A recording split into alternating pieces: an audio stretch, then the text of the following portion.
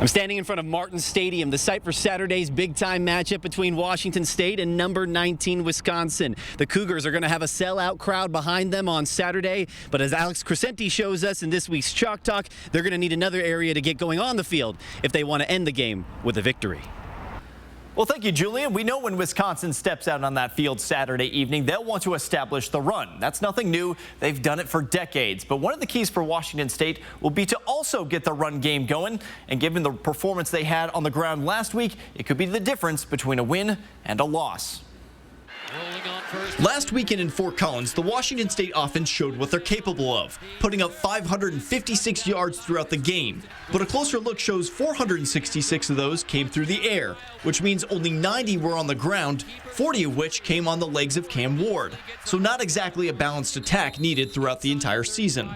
I don't want him to be our leading rusher. I really don't ever again.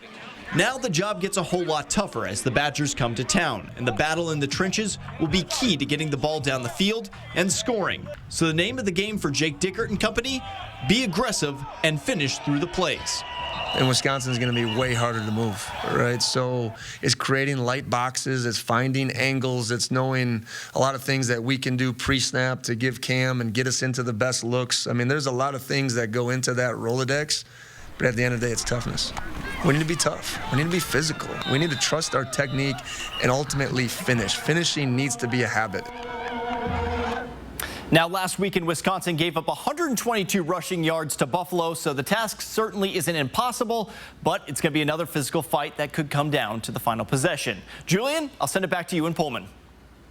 Kickoff between Washington State and Wisconsin is at 4:30 on Saturday. You can catch the game right here on KXLY. Friday at 6:30, we'll have a half-hour special dedicated to everything about the matchup, on-the-field stories and off-the-field stories. We've got you covered. Reporting in Pullman, Julian Minnesone, 4 News Now Sports.